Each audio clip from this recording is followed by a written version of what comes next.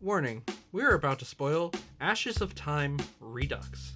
If you haven't seen the movie and you plan on watching it, leave now and come back later. But if you have seen it or you just don't care, then please stick around. I'm not gonna need a bottle of wine to forget this movie. Hey-oh! There. Okay, perfect. That's the joke. That's all you get, movie. That's the joke. All right.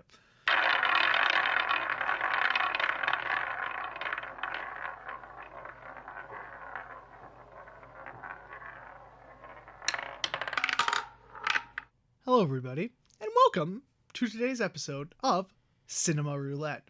So, we are in just a bit of a bind today because we've just watched a movie that has not only confused us greatly, but we are very worried that we won't be able to pad this out long enough because there just isn't much to talk about.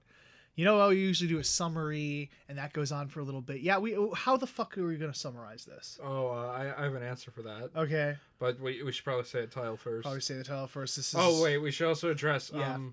Okay, so there's two versions of this movie. We watched the Redux because, well, our audience is mainly in America, and the only version you can really get here without going through completely legal means is the Redux. So we watched that one. Yeah, for some reason, both versions are available on the Asian market, but in the Western market, it's just the Redux. That's all you can pretty much get without, legal means. Yes. And this is, I like to preface this with, this is the more coherent version. Yeah, I went on to Reddit and searched up the different versions of this just because we're kind of in a bind. This whole movie has been fucking problematic, because right from the get-go, we were like, which fucking version do we watch? Yeah, because the director... Wong Kar-wai prefers this version, but people will say the old version's better. Yeah. You can only really get the Redux in America. It's a hard thing, and we ultimately made the decision. We were like, okay, so if the audience is curious, our audiences are mostly in Western, in the States and all that, and so we were like, this is probably the only version they'll be able to get, so let's go with that. And plus it's shorter, which is nice. It's 93 minutes instead of 100 for the original. So 7 minutes short. Yeah. Anyway, this is Ashes of Time Redux.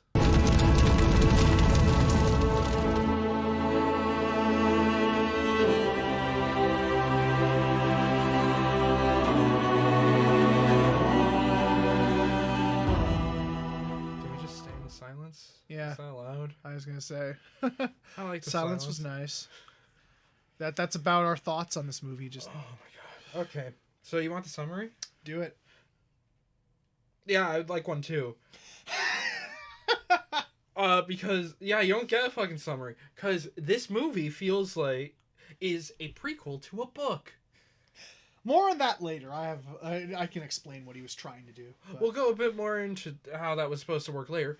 But since we didn't know that, we didn't read the fucking book, it feels like we are watching the sequel to a movie and we started at the midpoint. Yeah. And it's just incoherent from there. There's this guy who's kind of running a bar, I guess? He's apparently a villain in the book. Yep, the main character of this movie is the villain of the book. Before he's a villain. But again, well, we'll discuss that a bit more. Talks to a lady who wants... someone wants him to murder this one samurai... Well, this one swordsman, not a samurai. This isn't a Japanese movie. Don't you dare do it. I see you on your phone. What am I doing? You're pulling up the fucking wiki summary. I ain't doing this. It's not the summary that I'm looking for. It's some behind-the-scenes stuff that I'm looking for. Okay. So I can talk about it later. I'm just prepping myself. Prepping to pad. Yes. Okay. But, yeah, this one lady comes up and is like, dude comes up and is like, yo, can you kill this man? Broke my sister's heart. And he's like, maybe. Then the sister comes up and is like, yo, don't kill that man. I like him. My brother doesn't want that. He wants to do weird shit with me. So can you just kill my brother? I'll pay you double. And he's like, that makes sense. And then that story ends.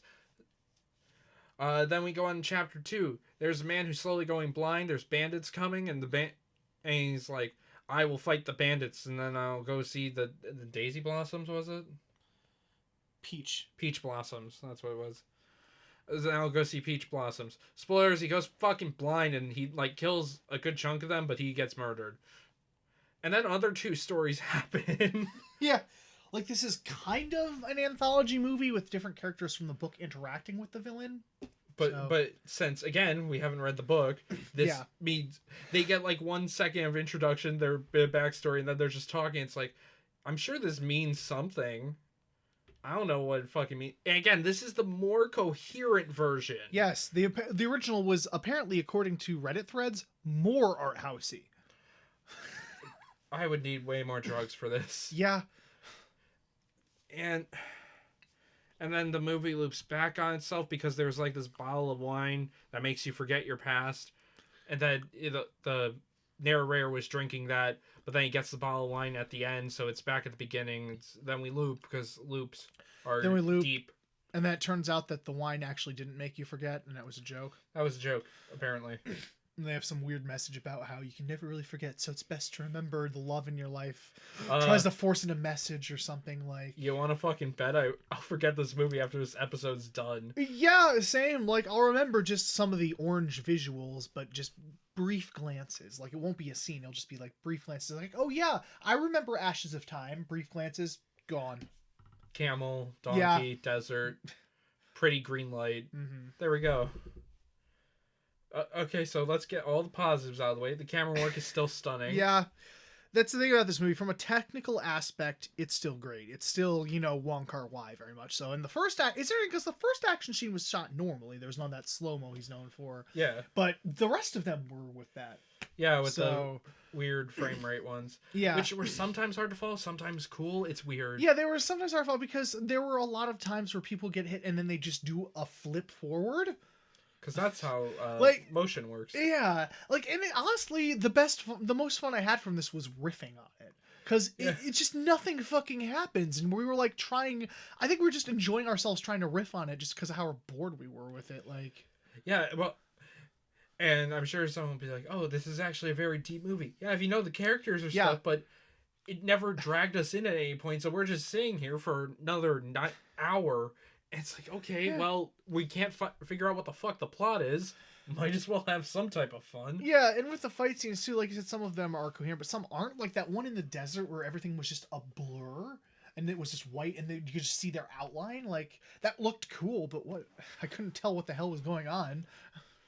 Which character was fighting? That's a very good question. We had a hard time following the characters, too, because they don't really have, besides the barman, don't really have distinct outfits, or, hair and stuff like that. Yeah, the only indication was the fucking subtitles saying this person is talking. Yeah, which I'm glad the subtitles specified which character was talking, or else I'd be even more confused, frankly. But yeah, what was up with the yin and yang? It's it turned out that he was a guy, but then he was a girl, but then he was actually, what was that? It's probably explained in the book, but yeah, not explained here. And that's the biggest issue is it's really hard to judge this movie on its own. Because you kind of have to have pre-existing knowledge of the book in order to understand what the hell's going on, which isn't a good thing. When you adapt something or make a prequel of something, you need to explain what's going on. You can't just throw us in this world with all these characters. It's that is a weird thing about prequels, is people who are fans will dislike a prequel when it re-explains things that's we already know this.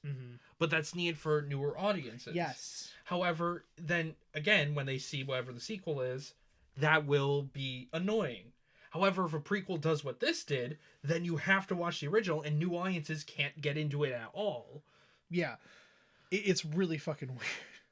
But what we were going to say about earlier is, like we said, Wong Kar-wai made this as a prequel to the book, and he very clearly really liked the book.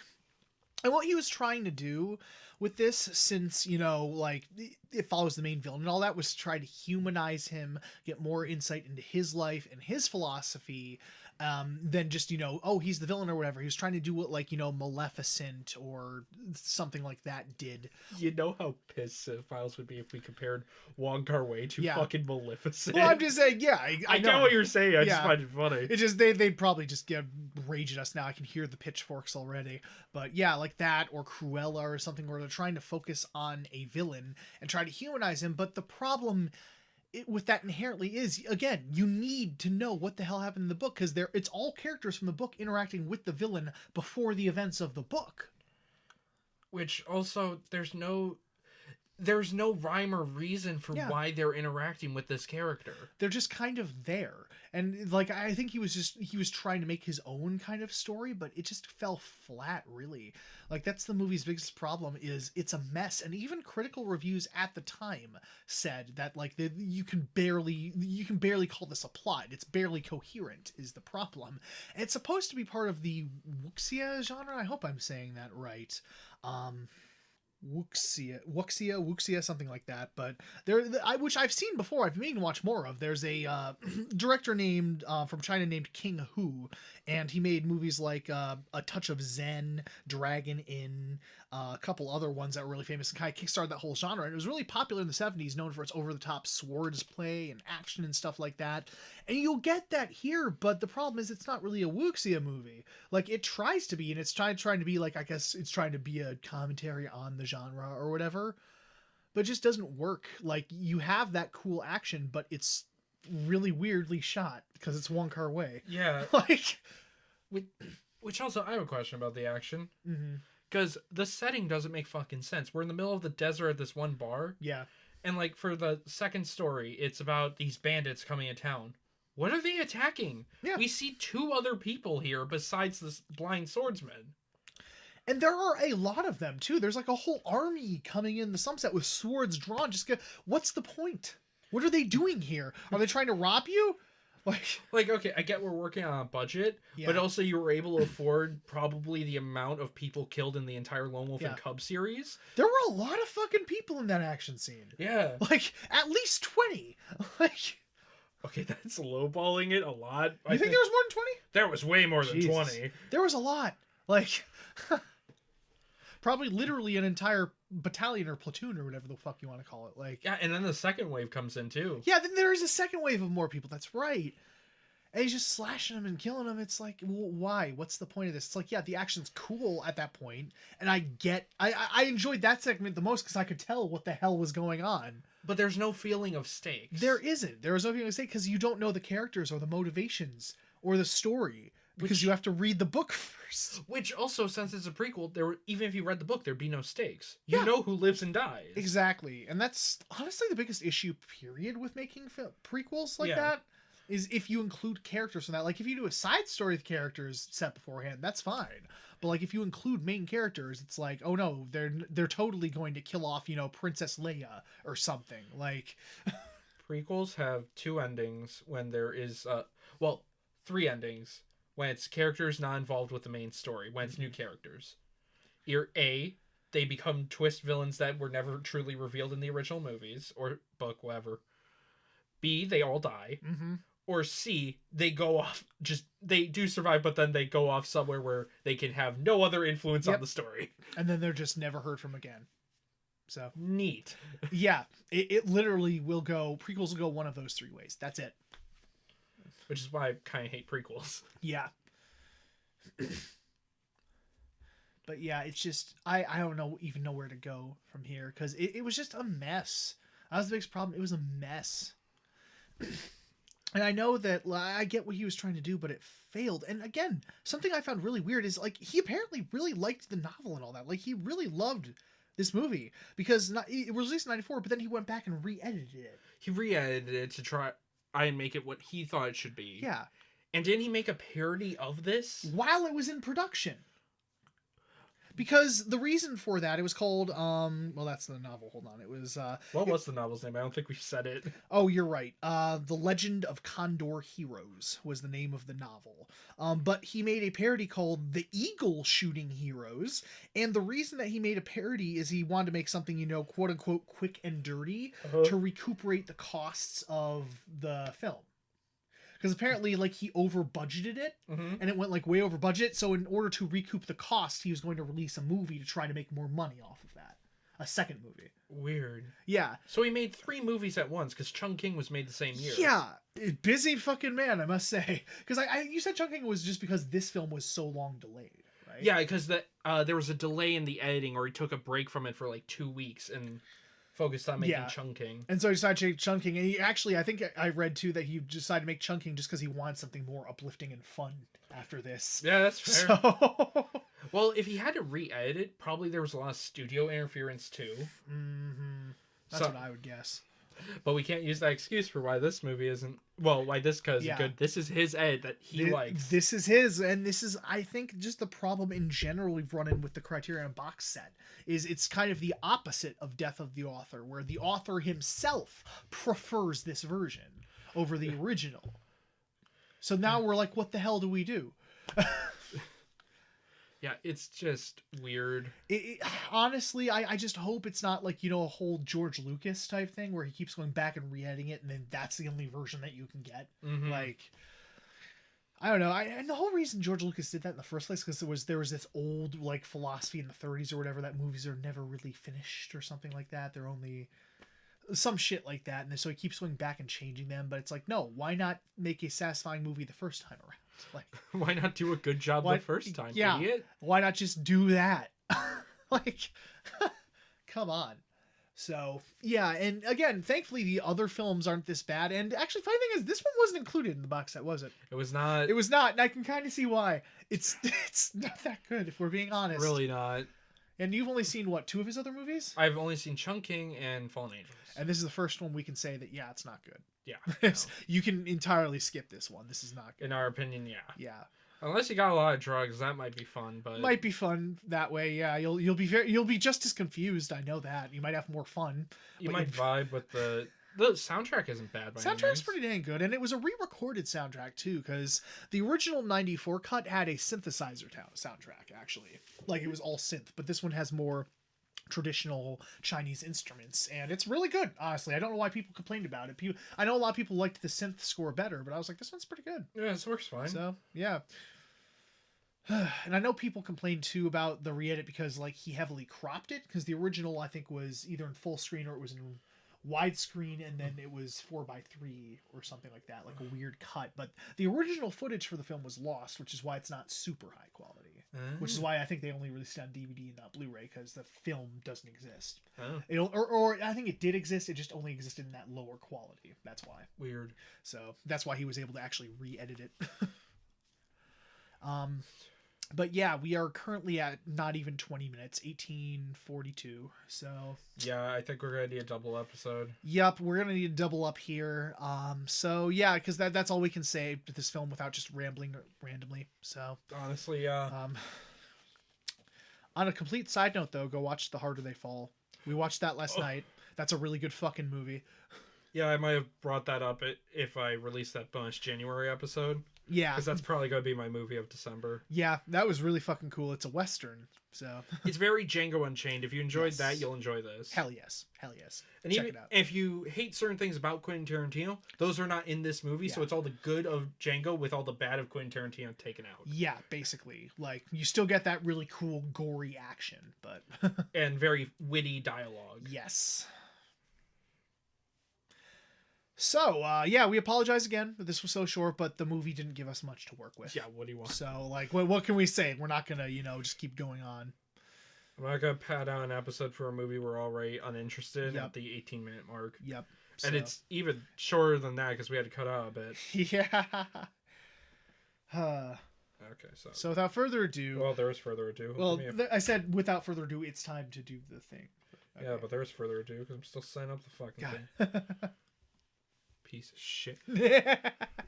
Okay, without further ado, our last spin director wheel before we go on to back to the sellout wheel.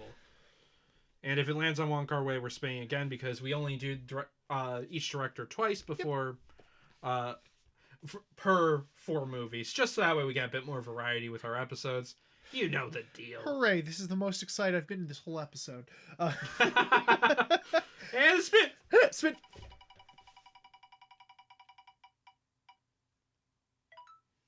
What do we get? I think this is by director of The Voices. Okay, alright. The King of Jotaz. Jotaz? We'll understand how to say that once we watch the movie. So that'll be interesting. Fuck yeah. I think this one was also low rated though, so we'll see how The this Voices. Was that Marjan Satrapi? Yes, Satrapi. Okay. Marjan Satrapi. And we said her name right because we looked up an interview where she said her name. Yes. Marjan Satrapi. She's, I think, was it French and Iraqi or something, like Middle Eastern? It's interesting. She's a very interesting mix. Yeah, I think she's from Iraq. Yeah. Or is it Iranian? I forget. We apologize to the Middle East. That's why I just stopped myself and kind of more said, oh, the Middle East. Yeah, I'm forgetting which. Sorry about that. Yeah, we apologize, Marjan. You're actually a really good director. From what we know. Yeah, from what we know, it's true. So we have not seen this one before, so hopefully it goes well. That's what we're hoping. Oh, jeez. Okay. Well, see you in a minute because the episode should be out today. Yep. So unless we do a topic wheel or something, we'll see. Hop on over to that. Bye, guys. Bye. Hi. Hello, everybody. And so we're adding this little thing on at the end because, as it turns out, the movie that we rolled for is not available fucking anywhere. I don't even think it actually exists. There's a trailer, but yeah. It's not streaming. It's not streaming anywhere. You can't buy it anywhere. Like, even through totally legal means, not available. Even on some shady fucking third-party website with, like, a bunch of ads, not available there. So we have no way to watch it, so we're just going to re-roll again. Yeah, we're spinning again. So yeah, so here we go. Let's spin. Hey.